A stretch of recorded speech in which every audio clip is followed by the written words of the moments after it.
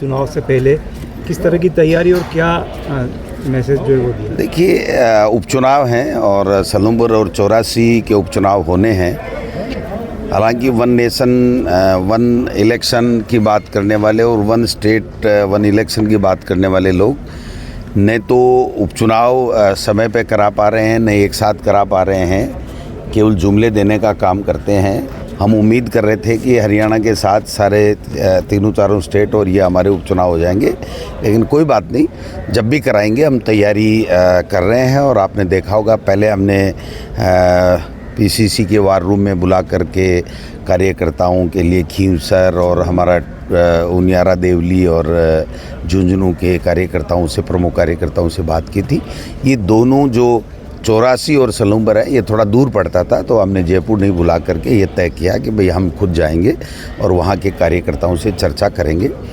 अच्छा संवाद हुआ है, अच्छी चर्चा हुई है, कार्यकर्ताओं में उत्साह है, जोश है, जुनून है और तैयार हैं हम चुनाव के लिए। जब भी चुनाव होंगे सारी सीटें कांग्रेस पार्टी जीतेगी, बीजेपी सुनने पे रहेगी इन 6 उपचुनाव में, ऐसा हमें लग रहा है। क्योंकि बीजेपी ने कोई काम नहीं किया 9 महीने से। जिस प्रकार से सरकार का इकबाल ख़त्म हो गया है, अपराधियों से जो भय होना चाहिए, पुलिस से, प्रशासन से, सरकार से, वो भय गायब हो गया है। माफिया हावी हो गए हैं इस सरकार में और विकास के कोई काम नहीं हो रहे हैं, निर्णय सरकार ले नहीं पा रही है। तो जो स्थितियां हैं, इकबाल ख़त्म हो गया एक तरीके से सरकार का। कोई डर भय नहीं है किसी को भी। जो पहले शुरुआत में ये सरकार बनी थी, तब इन्होंने कहा था कि साहब हम जो है वो जो माफिया हैं, माइनिंग माफिया हों चाहे बजरी माफिया हों, इनके खिलाफ, अवैध खनन के खिलाफ हम अंकुश लगाएंगे।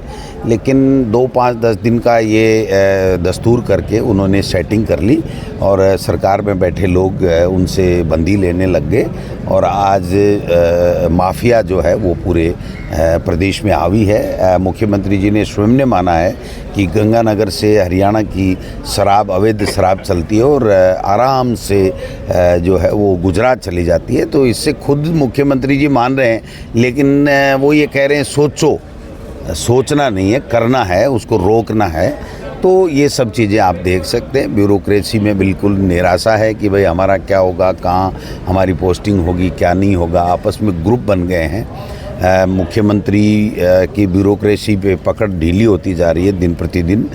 मंत्रियों को और विधायक को मुख्यमंत्री में विश्वास कमज़ोर होता जा रहा है, क्योंकि काम उनके हो नहीं रहे हैं। तो ऐसे में समझ में नहीं आ रहा है कि ये सरकार कहाँ से चल रही है और कौन इसमें काम करेगा। जनता परेशान है। आपने बिजली देखा, पानी देखा, हीट वेव से लोग मरे।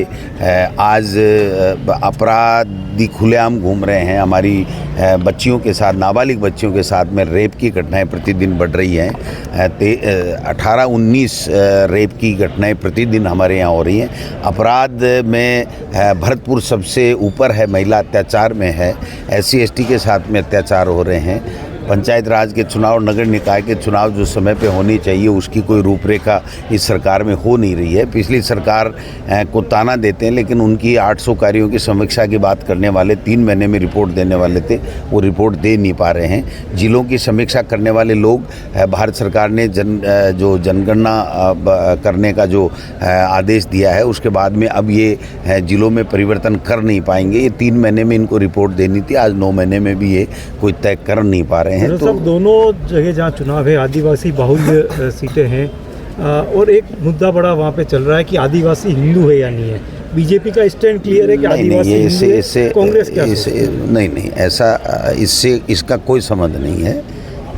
ये सवाल मैं लेना भी नहीं चाहता और मैं उत्तर देना भी नहीं चाहता। वो जाने, उनका कानून जाने, भारत का संविधान क्या कहता है, उस संविधान के मुताबिक जो चीज़ है वो है।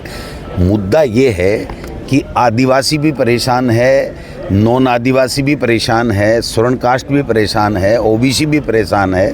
न आदिवासियों के काम हो रहे हैं, न स्वर्ण कास्ट के काम हो रहे हैं, न OBC के हो रहे हैं। और हमारी पार्टी कह रही है कि OBC की जनगणना करो, वो जनगणना ये कर नहीं रहे। SC/ST की जनगणना करो और जिसका जितने हक है उसकी उतनी हिस्सेदारी होनी चाहिए।